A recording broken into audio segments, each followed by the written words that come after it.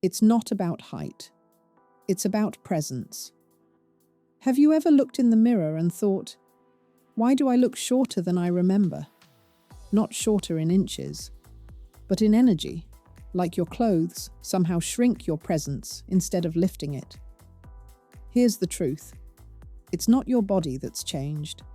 It's how your clothes are framing it. After 50, our posture softens, our proportions shift, and fabrics that once flattered can suddenly feel heavy or unbalanced. And even though we might not say it out loud, deep down we start to feel smaller, less seen, less striking.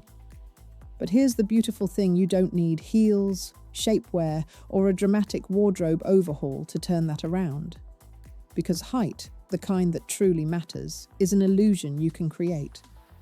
When your clothes fall in harmony with your natural shape, when your lines draw the eye upward and your fabrics move the way you do, you instantly look taller, slimmer, and more confident. So today, I'll show you 8 elegant, easy ways to look instantly taller and slimmer after 50 without ever slipping into heels. Each one is simple, practical, and rooted in one truth. You don't need to change your body, you just need to change the conversation your clothes are having with it. Because elegance doesn't come from height, it comes from alignment between who you are and how you choose to show up. Tip number 1. Choose monochrome or tonal outfits. One of the simplest and most elegant ways to look taller and slimmer instantly is through color harmony. Think of your outfit as a single painting. When every shade flows together, the eye moves smoothly from head to toe, uninterrupted, unbroken. That's what stylists call a vertical visual line, and it's pure magic for petite or mature women. But when your outfit is made of harsh contrasts, a dark top with light pants, or a patterned skirt with a bright blouse, the eye stops halfway. Those breaks divide your body into sections, making you appear shorter and wider than you are. The fix? Go tonal. That means different shades of the same color family. Soft beige with camel, navy with dove blue, cream with white. Each hue gently blends into the next, creating an effortless, elongating effect. And if you love color, don't worry. Monochrome doesn't mean boring. You can play with texture instead. Silk against knit, denim with linen, matte with shine. The harmony of color keeps your outfit elegant, while the mix of textures keeps it interesting. Here's the emotional truth behind this. Many women use color as a form of energy to feel alive, expressive, and joyful. But too much contrast can overpower you.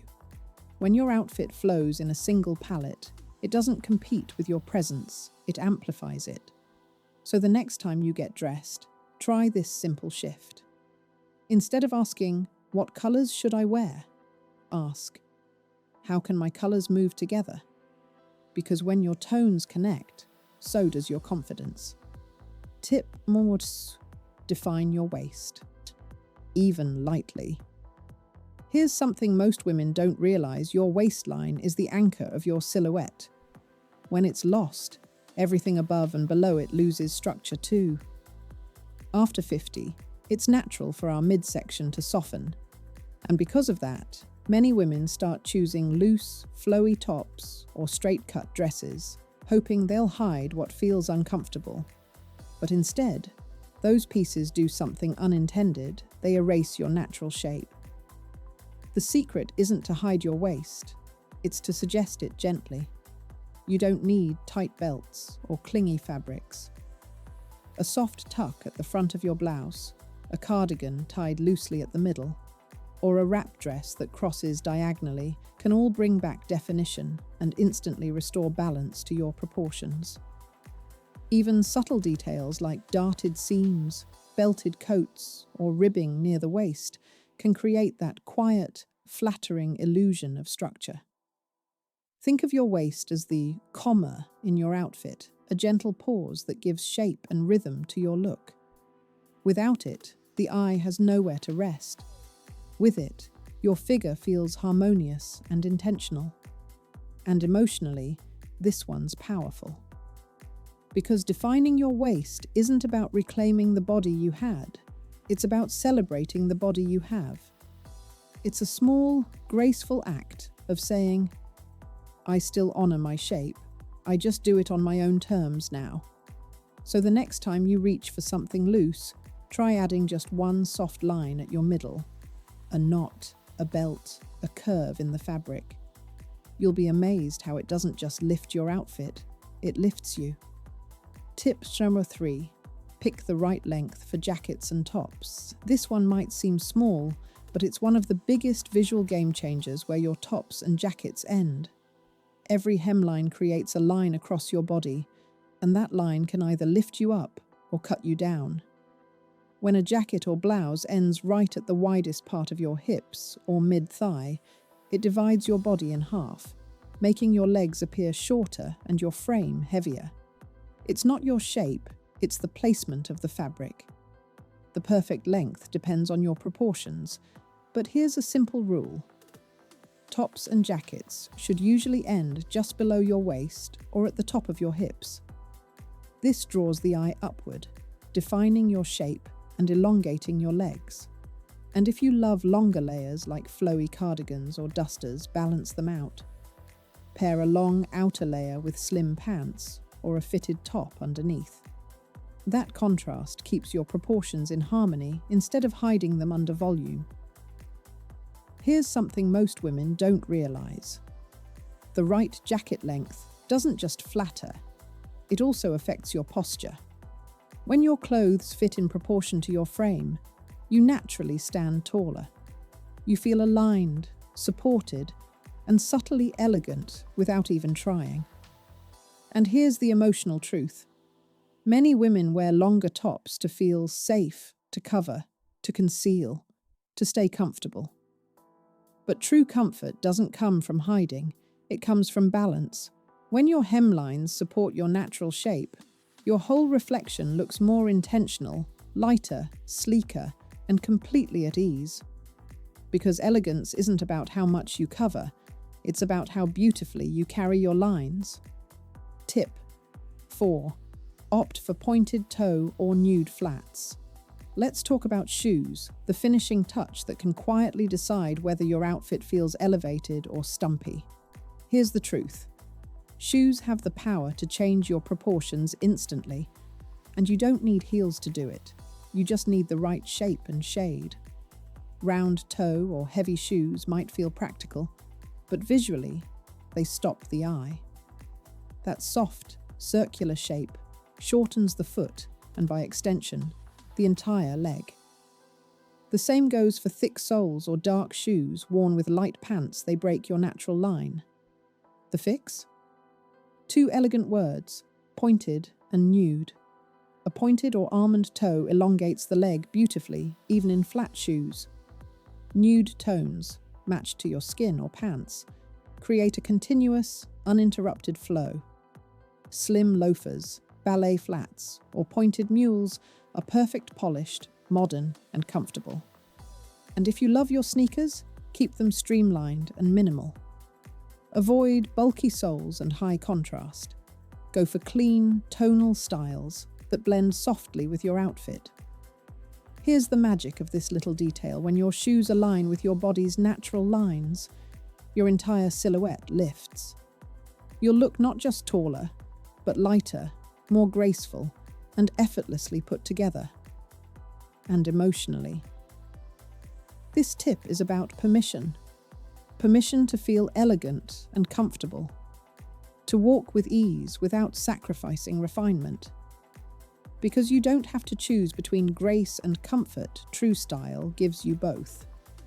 So next time you slip on your shoes, look down and ask, do these continue my line or cut it short?